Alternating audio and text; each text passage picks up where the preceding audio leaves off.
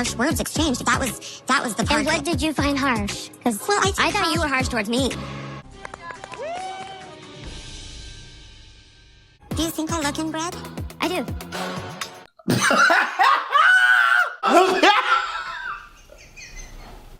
What's up, y'all? It's Brian Keith, and I'm back with another video. Today, we're gonna be looking at the Real Housewives of Salt Lake City, episode 10, and this was just like a little filler, just moving the story along, y'all. Y'all like, comment, subscribe, and let's get into the video. Let me check my shit real quick. Hotter than the fire coming out my flaming lips. You wanna play with me? You can't play in me.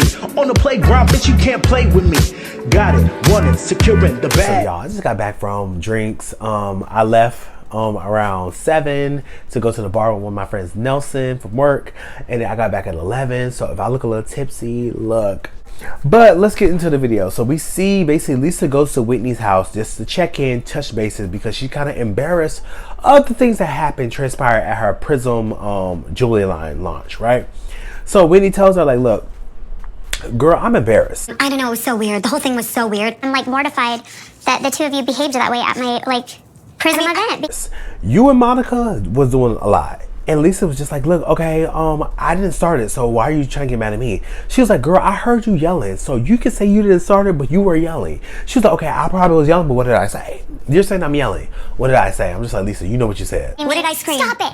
Please stop talking to me. Stop it. Stop it. I said, please stop talking to me. She would not. So, what are we talking about? And Lisa's like, no, I told her, stop talking to me. So you did know what you said. Okay, just touching base. Lisa's like, look, she wouldn't stop talking to me, and I was over here done with the conversation. She want to keep going and going and going and going. So when he tells her, like, you both were at fault, but I'm more mad at you, Lisa, because you know my brand, you know who I am, you know what I represent. No shade, Whitney. What is your brand? Oh, I wanna know that. Okay. I really want to know. Okay, just want. Lisa said, look, I'm sorry. Like, that wasn't my intentions, was to do that. I'm so sorry. But why is Angie over here talking to her? It's so confusing. Like, I feel like Angie's just like being so fake. I'm like, girl, how do we switch over from holding you accountable to Angie? But you know, she's trying to deflect and go to another topic. Right.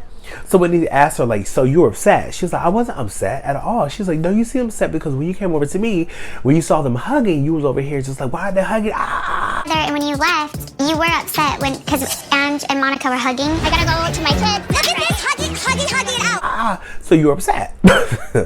With Lisa, you was upset, and you trying to say you're not upset. You were very upset. So it was what it was. Lisa's like, it just feels very contradictory for what she's saying. She says she don't like Monica, but she's hugging her. That don't make sense. But why do you care?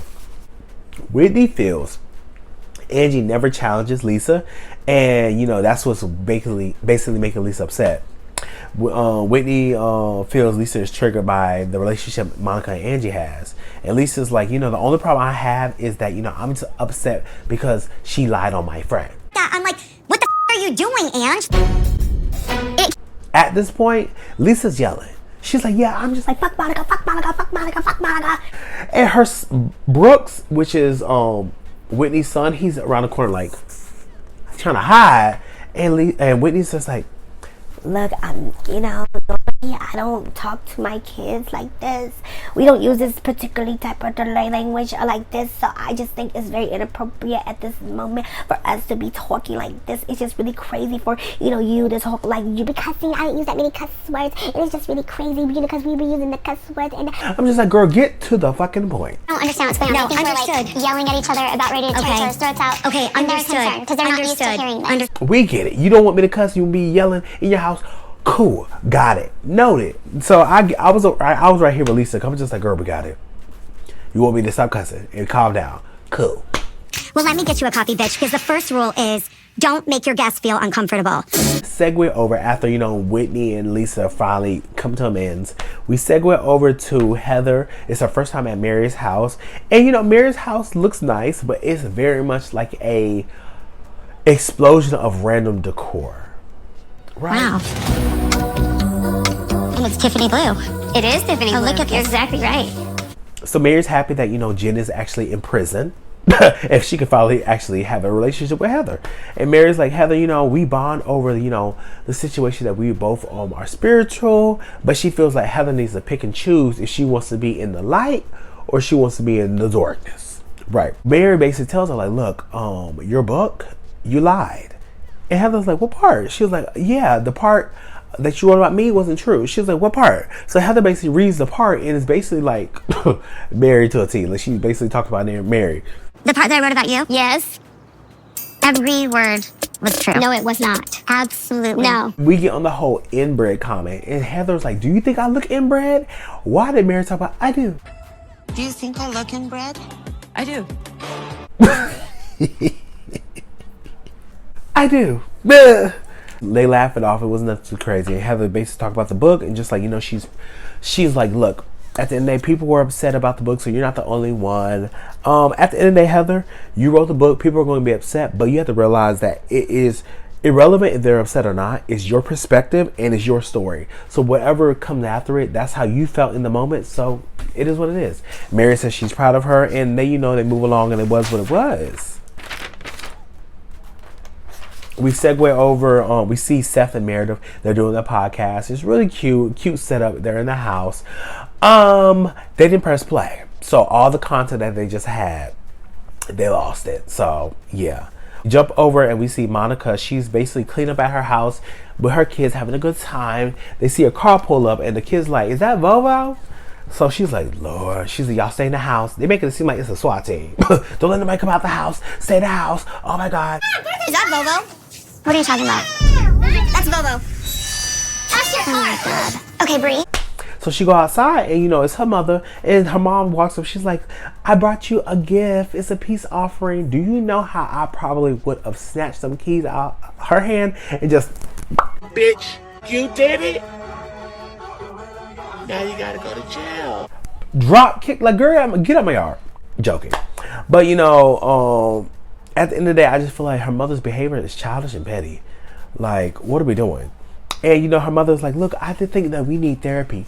We could be the generation that break the cycle of this generational trauma. Oh, the cycle of dysfunction in our family goes back generations, right? You and I can be the ones to break it. Girl, bye. Bye. Get out. Get out. Get out.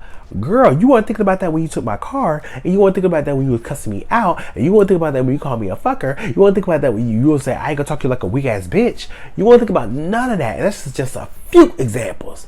So it's like, you won't think about none of that. But now, since you calm down, since you cool now it's just like, oh, we could break the cycle, girl. Get out my face. So my whole thing is, let's say if I was in Monica's shoes, I would suggest this. If Monica didn't want to cut her mama off, I'd be like, look, let's do individual therapy first. Let's fix ourselves first. Then we can fix us as a unit.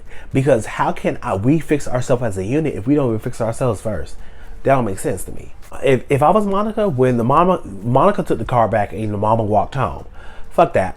I would have told the mama, like, you know what? You keep the car. I don't need the car. I will figure out something. Because that's a tie, that's a tether that the mother has on her forever until she does something about it. I'll tell the mama, keep the car.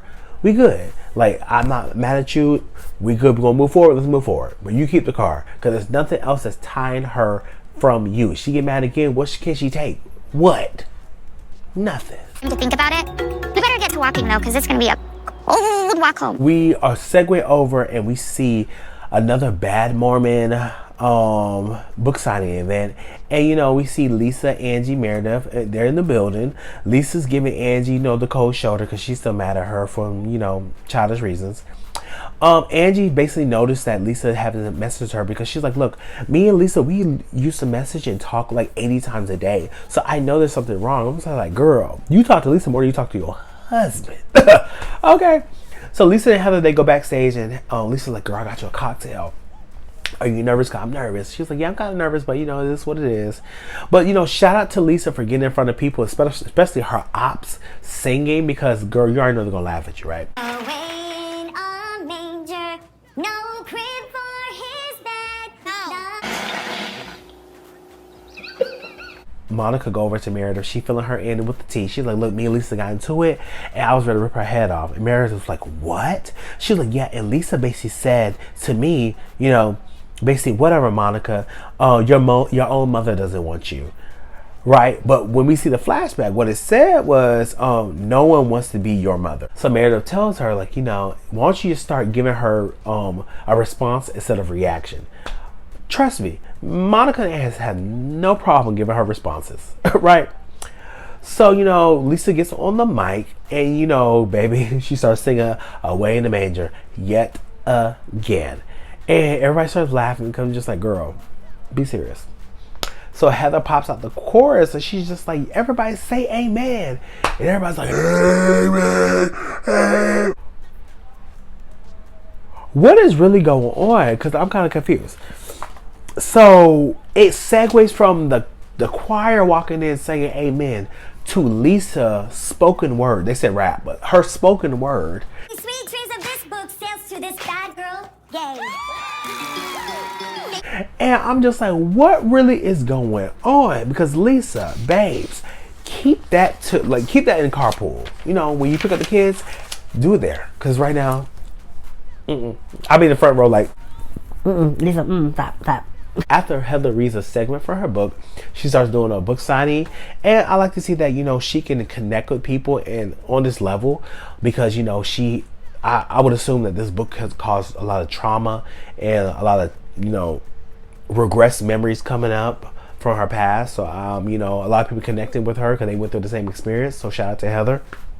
Lisa and Heather connect on, you know, seeing eye to eye. She's like, look, I don't fault you for, you know, your experiences. I understand that you went through those things. I just want to make sure that my son, his choices, he can basically move forward in a positive way. Like, you know, he loves the Lord. He wants people to love the Lord the same way. This is what it is. So I'm happy that they can come together and see that. I just want Heather to stop talking about her son because it's getting weird at this point. Right. So we see Monica, Angie, and Meredith, and Monica's like, have y'all talked yet? And they're like, no, it's the first time seeing each other. So Angie tells Meredith, like, look, you made threats and, you know, don't say you did it. And please don't run away. Let's just get through the conversation so we got to be done with it. Making threats, and I don't want you to run away on me today. I'm just going to tell you why I'm hurt. She's like, you made threats. And Meredith was like, I didn't say anything. She said, you said you're going to take my family down. She said, but am I going to? I'm not going to. Ruin their family. Like, but I'm not going to. But you couldn't ruin my family. She was like, I'm just like, Meredith, girl, regardless, you still said what you said. But Angie feels like, you know, Meredith made these loose threats and it was just like uncalled for. Meredith was like, look, you know what? I'm sorry. I apologize. That was uncalled for me. We can move on. We're done. So Angie was like, okay, cool. Very sorry that made you feel badly and hurt your feelings and upset you. Okay, what else would you like from me at this juncture? In her confessional, she's like, look, I think it's fake as fuck. And it was what it was. So it's not the last of it, right? At the end of the episode, we see basically Lisa's frustrated. She's over here like angrily cleaning up her kitchen. Just, oh, this bitch is coming over. We hear a knock on the door. Who is it? Angie K. So Angie K walks over and both ladies, they sit down on the couch and, you know, they're feeling weird about the whole situation because Angie's just like, look, this is the longest time we went without talking. What's going on? Lisa tells her like, look, you know, we haven't talked. Like, how are you feeling? What's going on? Angie basically tells Lisa, look, I think that you think I'm taking Monica's side, and that's not the case. I'm not denying that I have said negative things about her. I'm trying to move forward with her. See, I didn't know any of this. And there was some resolve. And Lisa's like, wait, hold on. In fact, I feel that, you know, you're not telling me everything that's going on. I feel like you're over here hiding stuff or your intentions are being fake. And Angie tells Lisa that, you know, me and Monica, we had a sidebar sit down and we talked about it. We got through it and we're done. We're good. And Lisa's like, well, I didn't know that. So how are you trying to expect me to know that? I'm just going off of like what you have told me. To be honest, Lisa, she don't have to tell you that. So if you see that they're cool, why don't you take up the initiative like, hey, are y'all cool? What's going on? And do that, right? Angie tells Lisa, like, you know, I feel uncomfortable sometimes confronting you about certain situations, because when Heather's situation came up and she invited me to go paint birdhouses, you went up and got mad. And Angie's like, look, I try to be careful about your feelings and try not to make you upset. Lisa getting a confessional, she was like, look, at the end of the day, your insecurities of telling me stuff is not my problem. Such a cop out to say I'm the reason you're not telling me something. You're the reason you're not telling me something. You're weak, you're afraid, and you're a liar. Well, I said, Lisa, you are a bitch. I'm like, and don't get me wrong, I do agree to that at some point, because to be honest, I say this all the time. Don't take it up with me, take it up with God. It ain't got nothing to do with me. So I get it to an extent. But to say it out loud is just like, girl. You know, in the confessional, she basically calls her good sis, Angie, a liar, and she's afraid of her. And I'm just like, girl, these are strong words you're saying, right? Lisa basically like, look, I tell everyone how I feel, and I'm just an open book. Like, girl, you don't have to tell us, because we know. We hear in these confessionals, we hear out in public, girl, we know you're just very much out there, right? But, you know, they finally bring the conversation back down, and they come to a realization that, like, look, we're friends. I'm not going to dictate who you can hang out with. I'm not going to say that this person's a better friend to you than me. Like, I know where we stand. I just want you to have more open communication with me. And Angie wants her to make her feel more comfortable coming to her. Like, when I come to you about certain situations, don't just blow up. Listen to what I'm saying and take it in, right? But that was the end of the episode for Salt Lake City. Hope you guys like, comment, subscribe, and I will see you in the next video. Peace. Brian Keith, LG, Black Butte. Bet you didn't know we the Holy Trinity. Now let a God stop a dollar, break your ear here. Step into the room and get up in the bed. It tastes sweet, that's cause I'm good. It tastes sour cause I'm better than the hood. Cause I get you hyper when I'm running all around. Cause